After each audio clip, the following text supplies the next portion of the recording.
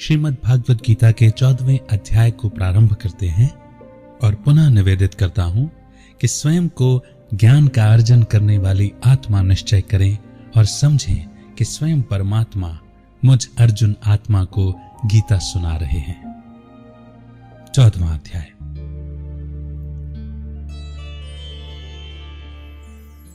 श्री भगवान बोले, फिर भी ज्ञानों में श्रेष्ठ ज्ञान मैं तुमको बताता हूं, जिसके जानने से सारे मुनिजन मुक्ति जीवन मुक्ति रूप परम सिद्धि को प्राप्त हुए हैं। इस ज्ञान की सहायता से मेरे स्वरूप को प्राप्त हुए लोग सृष्टि के समय नहीं जन्मते, प्रलय काल में कष्ट नहीं पाते। हे कौन्तेय, सब कर्मों में जो मूर्तियां उत्पन्न होती हैं, उनका उत्पत्ति स्थान प्रकृति है और मैं बीज देने वाला पिता हूं। प्रकृति से उत्पन्न सत्व, रज और तम तीनों गुण देह में रहने वाले निर्विकार आत्मा को बांध लेते हैं। इनमें तत्व निर्मल होने के कारण प्रकाश और निरुपद्रव हैं, जो प्राणी को सुख तथा ज्ञान के साथ बांधता है। रागात्मक रजोगुण से तृष्णा एवं आसक्ति उत्पन्न होती है, जो प्राणी को कर्म के साथ बांधता है। तमोगुण की उत्पत्ति अज्ञान से है। यह प्रमाद, आलस्य, निंद्रा से प्राणी को बांधता है और मोह में फंसाता है। सत्वगुण सुख उत्पन्न करता है। रज कर्म उत्पन्न करता है। तम सब ज्ञान को ढक कर प्रमाद पैदा करता है। सत्वगुण रज और तम को दबाकर बढ़ता है। इसी प्रकार रज सत्व एवं तम को और तम सत्व एवं रज को दबाकर बढ़ना चाहता है।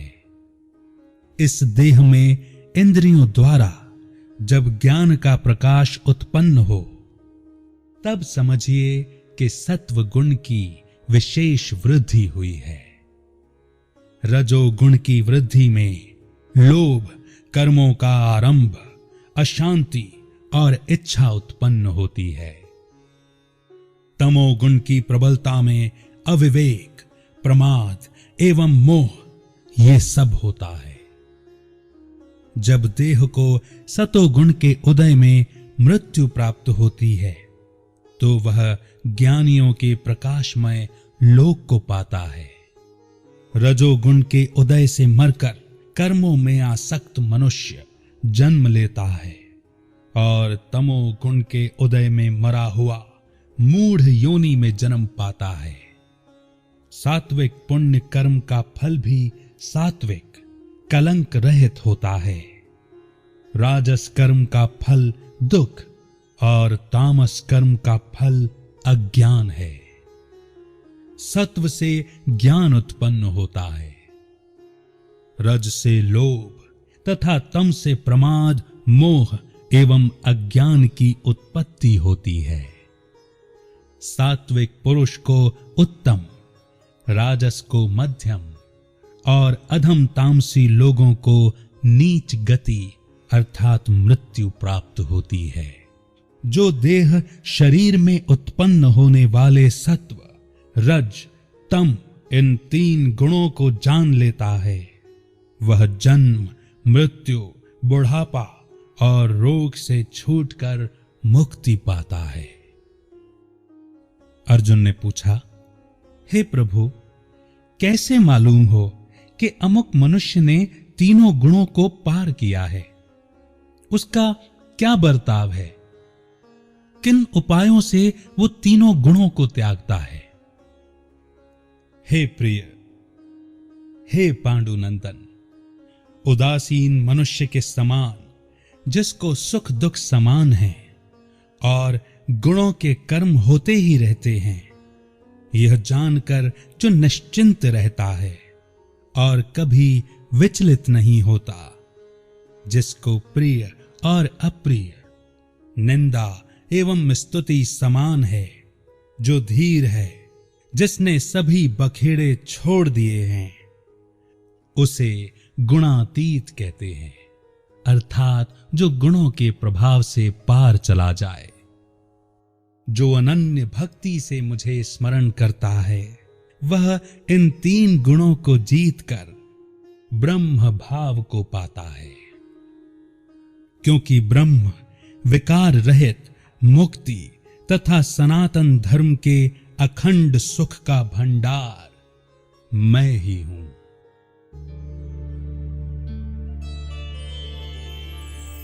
लीजिए, प्रभु ने 14वें अध्याय में हम आत्माओं को यह ज्ञान दिया कि प्रकृति अर्थात देह सत्व, रज और तम इन 3 गुणों के प्रभाव में आती है। ये 3 गुण ही आत्मा को अपने वश में कर लेते हैं और इन 3 गुणों के प्रभाव से प्रभावित आत्मा फिर गुणों के अनुसार ही, सत्व रज तम इन 3 गुणों के अनुसार ही, तदानुसार ही कर्म करती है। सत्व श्रेष्ठ, रज मध्यम और तम कनिष्ठ को कहा गया, अधम को कहा गया। यह सत्व क्या है? यह सत्व है वे 7 गुण जिन गुणों से मिलकर के आत्मा बनी है। शांति, ज्ञान, सुख, प्रेम, आनंद, पवित्रता और शक्ति। 7 गुण की प्रधानता है तो सतो प्रधान है, सात्विक हैं। 7 गुण यदि कम हो गए तो रजो प्रधान है और 7 गुण यदि खत्म हो गए तो तमो प्रधान है। श्रीमद् भागवत गीता के अगले अध्यायों में प्रभु ने इस पर और भी प्रकाश डाला है, उसे सुनेंगे। लेकिन तब तक आशा करता हूं श्रीमद् भागवत गीता के 14वें अध्याय को आप बार बार श्रवण करेंगे, बार बार मनन चिंतन करेंगे। इसी आशा के साथ अभी आपसे आज्ञा लेता हूं। श्रीमद् भागवत गीता के 15वें अध्याय को लेकर पुनः आपके बीच उपस्थित होऊंगा। तब तक के लिए रखिए अपना बेहतर ख्याल। अमित का बहुत बहुत नमस्कार।